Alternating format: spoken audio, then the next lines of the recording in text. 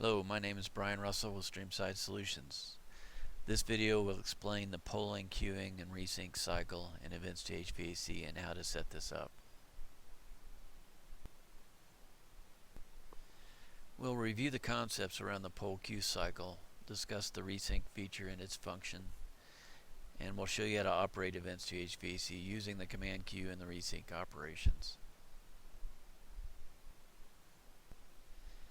At this point in your deployment and configuration of Events2HVAC, you should have all interfaces communicating, and you should have some or all of your equipment zones defined and ready to run. This diagram shows the poll and queue cycle in Events2HVAC. This process does all the heavy lifting in maintaining the current schedules and processing actions defined for zones. The polling cycle is defined with a period that can be once a day, every XX hours, or disabled. A poll cycle can also be manually initiated by the user. When a poll cycle is initiated, the first step is to retrieve 24 hours worth of scheduled data from the event provider. This data is filtered so that only the confirmed statuses are retrieved and other statuses like tentative or canceled are ignored. These states will vary depending on which event provider is being used. Events2HVAC will process each equipment item and its actions for the assigned rooms and generate a list of scheduled actions. These are optimized and finally submitted into the command queue. The poll cycle is complete at this point, and the next poll cycle is rescheduled. If ReSync is enabled, a ReSync task will be scheduled 1 minute after the poll cycle completes. The ReSync task will correct any equipment states that are out of sync with the last commanded states. The command queue holds the scheduled actions until it is time for the action to be executed. At this time, the command is removed from the queue, executed, and the command is sent to the device interface. Your poll period should be set to a rate that is acceptable for the last minute changes and also not too fast based on schedule load. This will vary for each site. So, set something conservative initially, and you can speed it up incrementally as you test all your equipment zones. Typical poll rate is hourly. Any last minute changes that occur within the window of the poll rate may or may not get noticed by Events2HVAC to schedule the start of the event. In these cases, the event schedulers should take appropriate action with facilities to make sure these last minute events are handled appropriately.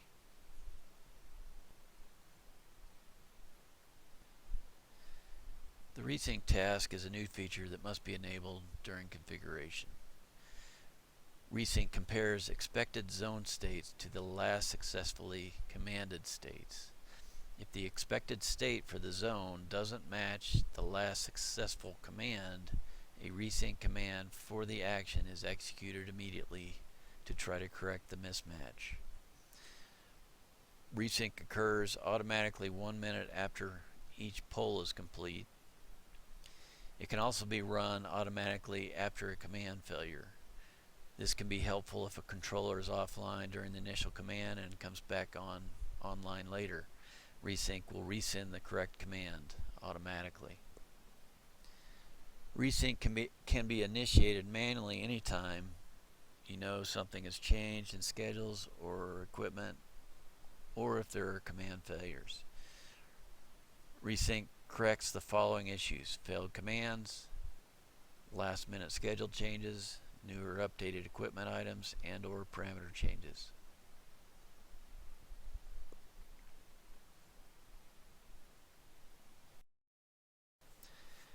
Okay, I'm back in the Windows client, and we've got some equipment set up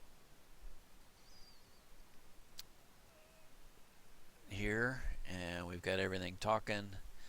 Now we're going to go through the setting up the polling,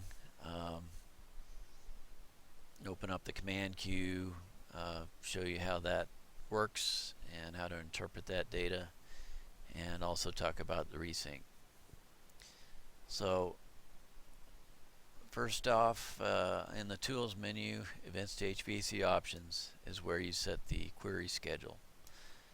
So right now we're set to poll every 2 hours, and this is fixed, so it's every 2 hours it's grabbing 24 hours of advanced data from the current time 24 hours ahead. You can set it once a day at a certain runtime, or you can disable it if you're not if you're in progress and you're not ready to turn things on. So with this rate to every 2 hours, I mean, you can set this to 1 hour. You can even go below 1 if you do a fraction, but I would try to keep it as high as you can stand on as far as frequency goes, because you don't want to it takes time to pull and rebuild the queue, especially when a very large site, when you have thousands of events running through Events2HVAC. This is going to be you don't want to go too fast in those cases. Anytime you change the poll frequency, you got to restart the Windows service, and it'll prompt you here. I'll just and I say, okay, yes, I want to restart, and you'll see a status change.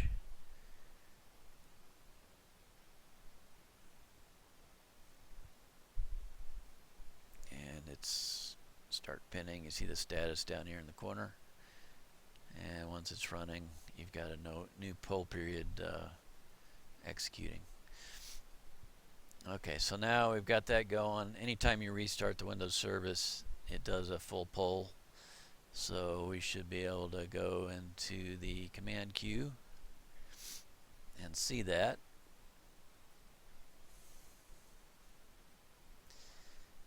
And I'll look at the history, and you can see there's the event query. So the event query trigger is the poll event, and you'll see that throughout the days. And before we had every 2 hours, so you see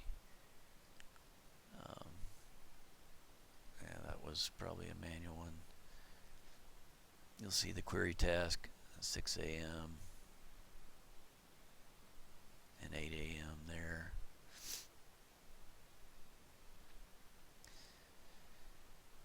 And the other commands are actions executing in between the queries.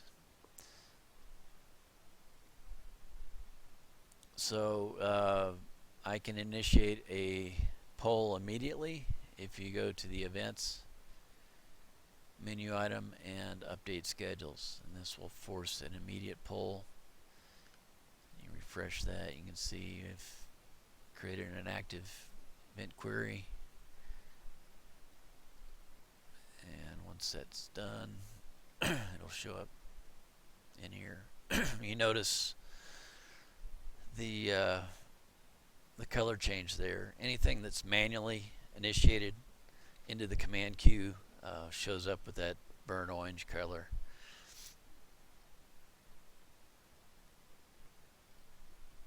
So that's how you do a manual poll. That will do a full poll cycle, so it goes out and gets the next 24 hours, rebuilds the whole command queue from scratch.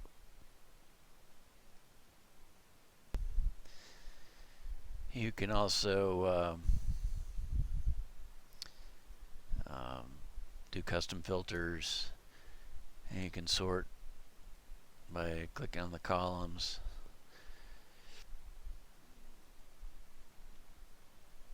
The history items can be deleted if you need to clear them out for some reason. Actually, all the items, the active commands too, but just by selecting the ones you want to delete and hit delete, these will refill the next poll period though. So the active commands will will show up again. The expired tab, anytime an active command is executed, or actually the active command is sitting in the queue, if for some reason that command does not fire off at the scheduled time plus some delay, I believe it's 10 minutes or so, if that command is supposed to fire at 10:30 and it's past 10:40 and it hasn't fired off yet, it will expire itself, and those will go over here to the expired tab. And normally you won't see anything happen here. In cases where you shut down the server for an extended period of time and you had a bunch of commands sitting in the active tab, when you shut it down, you may see a bunch of expired commands in that case, but normally you won't see anything on this side.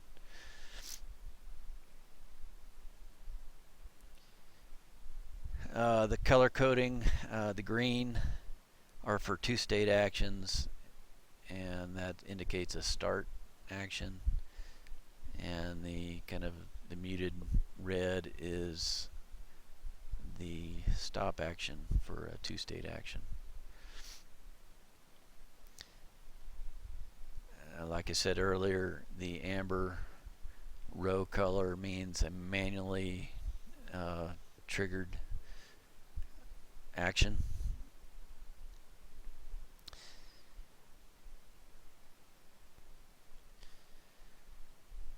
Okay, also on the history tab, you're only looking at the current time to what's selected in the start time. So to go back farther in time, you have to change this date manually and hit refresh.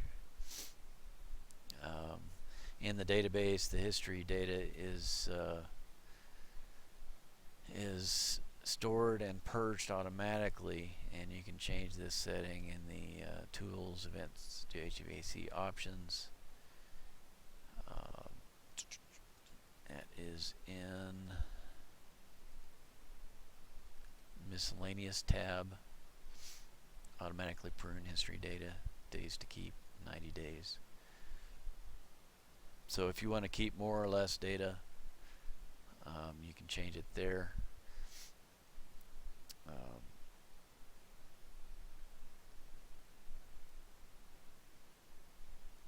And a final note, if you need to export any data out to Excel, you can right click on the grid and hit the export, or you can print it.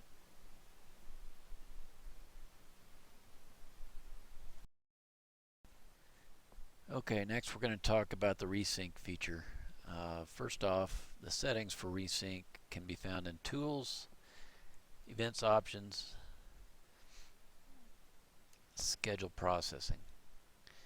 Here you can see we've got client ReSync operations enabled. This allows you to do the ReSync. The ReSync commands at each poll interval will automatically create a task in the command queue to run the ReSync 1 minute after each automatic poll cycle. And this checkbox enables ReSync after a command failure. So if a command is fired off and a controller's offline, it's going to fail, and without the automatic ReSync enabled, it would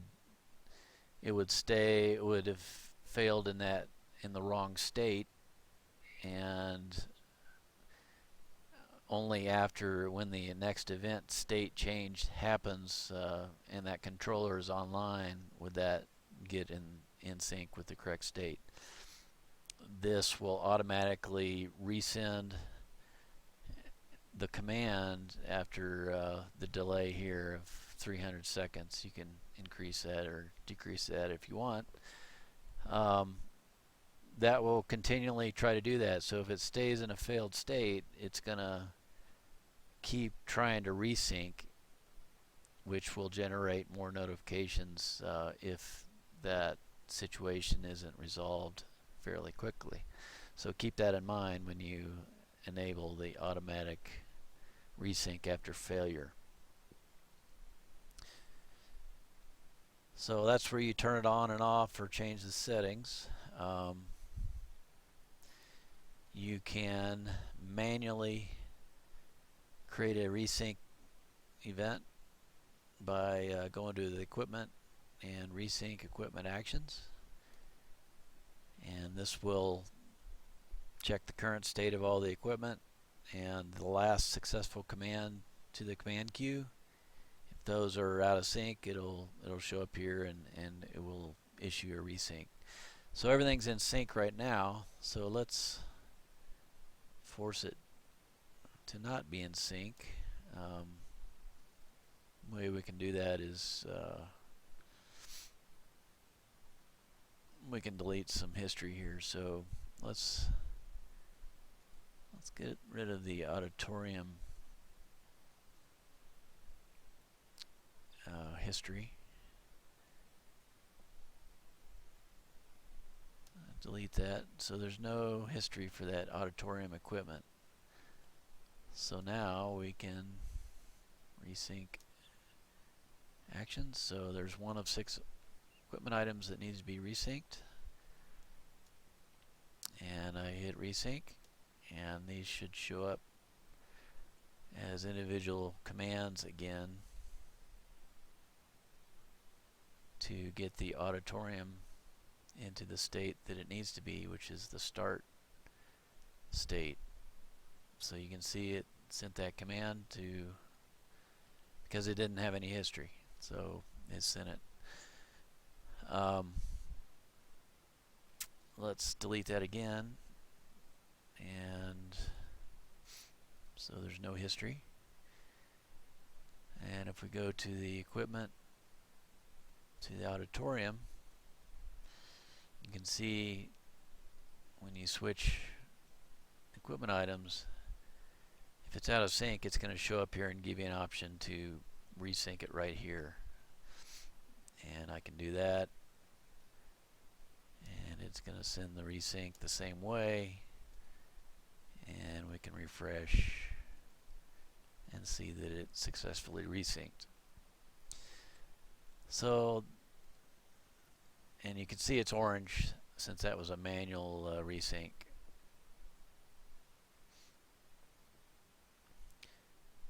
Okay, so that's how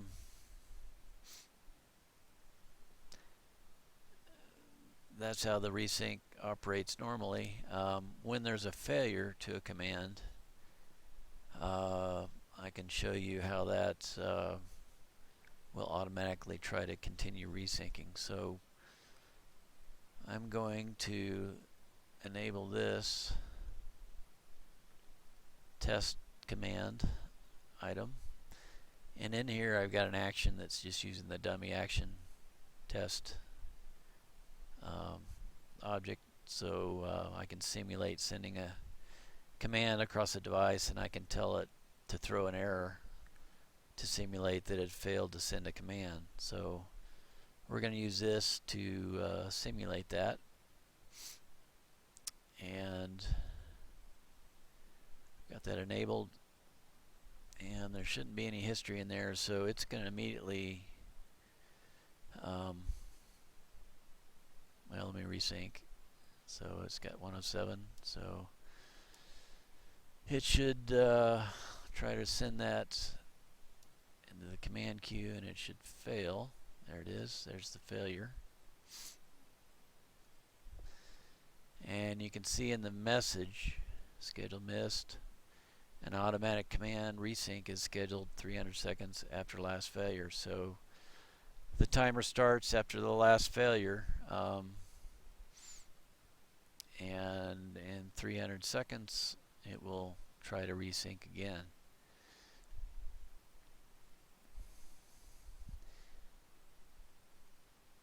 And I can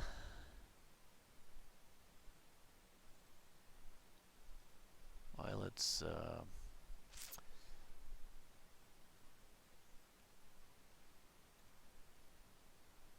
run in the 300 seconds. I'm going to change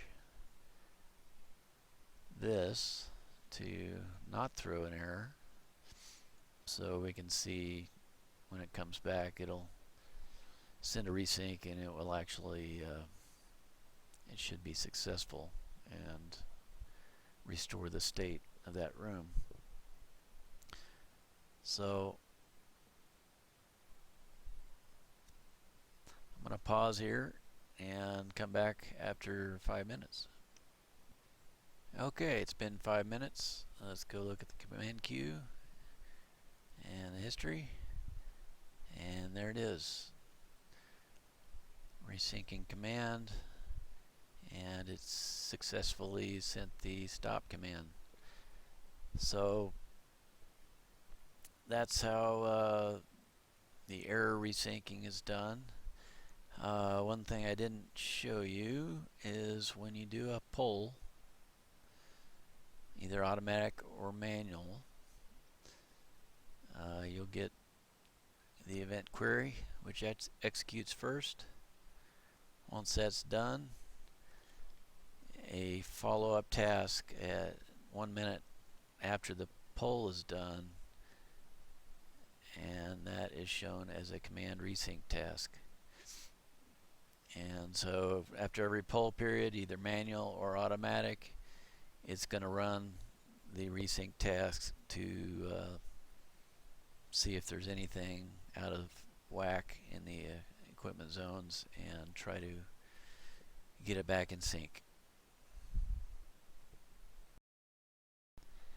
Okay, this wraps up the video for polling, resyncing, and the command queue.